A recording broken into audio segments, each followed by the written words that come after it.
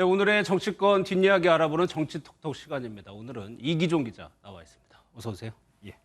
저희가 앞서 국정원이 2018년 상황을 들여다보고 있다라고 전해드렸는데 이때는 남북 정상회담이 있던 때고 그때 상황부터 한번 좀 남북관계 상황부터 점검을 해봐야 될 것 같아요. 네, 당시 북한은 신년사를 통해서 평창 동계올림픽에 대표단 파견 의사가 있다 이렇게 밝혔습니다. 예. 우리는 대표단 파견을 포함하여 필요한 조치를 취할 용의가 있으며 이를 위해 북남 당국이 시급히 만날 수도 있을 것입니다. 북한의 핵 개발과 미사일 발사로 남북 관계가 최악으로 치닫고 있는 시기였는데요. 고위급 회담이 이어지고 북한이 올림픽에 참가하면서 관계 개선의 계기가 마련됐습니다. 선수단은 물론 공연단도 방문했었죠. 평양에서도 다 들리게 큰 박수를 부탁드립니다. 이기종 기자가 얘기한 대로 최악의 상황에서 정상회담으로 이어지는 급박한 순간이었어요. 이 상황에서 남북 간의 대화를 보겠다고 하면은 상당히 민감한 내용도 들어갈 가능성이 있거든요. 네, 평창 동계올림픽을 계기로 4월에는 판문점에서 남북 정상회담도 열렸습니다. 핵심 역할을 한 게 서훈 전 국정원장과 당시 북한 통일전선부장이었던 김영철입니다.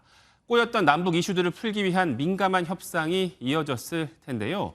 박지원 전 국정원장은 이렇게 해서 남북 관계를 파탄낸다면 세계가 우리를 어떻게 보겠냐고 지적했습니다. 예, 관련 내용이 언론을 통해서 또 나올 가능성도 있고요. 대통령실 행정요원 이야기도 좀 더 해보도록 하겠습니다. 이 문제는 국민의힘 권성동 대표 직무대행이 직접 해명을 하고 나섰더라고요. 네, 논란이 된 직원은 대통령실 시민사회수석실에서 일하는 구급 행정요원입니다. 예. 권성동 당대표 직무대행은 어제 SNS에 자신이 추천한 거라고 밝혔습니다. 강릉 지역구 사무실에서 자원봉사를 한 성실한 청년인데 대선 캠프 참여를 권유했다는 겁니다. 수개월 동안 밤낮으로 근무해서 능력을 인정받았고 정년 보장도 없는 별정직 구급 행정요원이 된 게 무슨 문제냐 이렇게 반박했습니다. 예. 그러면서 민주당 사례를 들었어요. 어떤 걸 들었습니까? 네, 대학생 신분으로 1급에 발탁됐던 박성민 전 청년 비서관 사례를 겨냥했습니다. 벼락 출세한 청와대 1급 비서관보다 9급 채용된 청년이 흘린 땀과 노력이 적지 않았다. 낙하산 1급을 만든 민주당이 감히 비판할 수 있냐 이렇게 적었는데요. 민주당은 항상 자신도 지키지 못하는 기준으로 남을 비판한다고 꼬집었습니다. 예. 그런데 여기서 끝나는 것이 아니고 새로운 논란이 제기됐다고 하는데 이해 충돌 가능성 이 부분은 어떤 내용입니까? 네, 9급 채용된 청년의 아버지가 권 대표 직무대행의 지역구인 강릉시의 선관위원으로 활동한 것으로 확인됐습니다. 아, 그렇군요. 예. 민주당은 지역구 선관위원 아들의 채용을 추천한 건 공직자 이해 충돌이라고 주장했는데요. 권 직무대행 측은 법리적으로 전혀 근거가 없다 이렇게 맞받고 있습니다.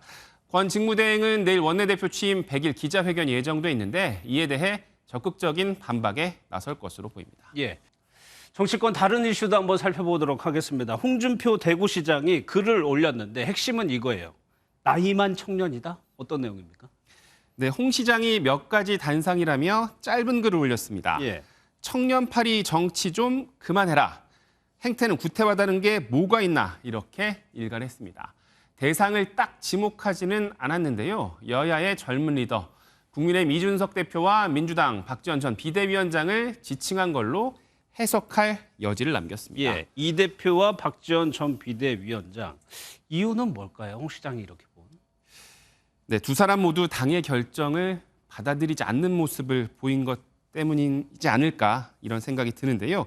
이준석 대표는 당원권 6개월 정지 징계 이후 잠행 중입니다. 예. 윤리위 결정에 재심을 청구하거나 법원의 효력정지 가처분 신청을 하진 않았습니다.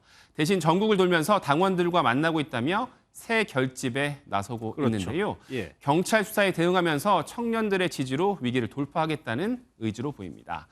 홍 시장이 이 대표를 향해 사법 절차에만 집중해라. 성숙해져 돌아오라고 했던 조언과는 좀 다른 행보입니다. 박지원 전 비대위원장도 어제 당내 반발을 무릅쓰고 당대표 출마를 선언했죠. 출마 자격이 없다는 최고의 결정을 무시한 건데 상식을 무시하는 억지가 무슨 청년 정치냐 이런 비판이 나오고 있습니다. 여기까지 듣겠습니다. 잘 들었습니다.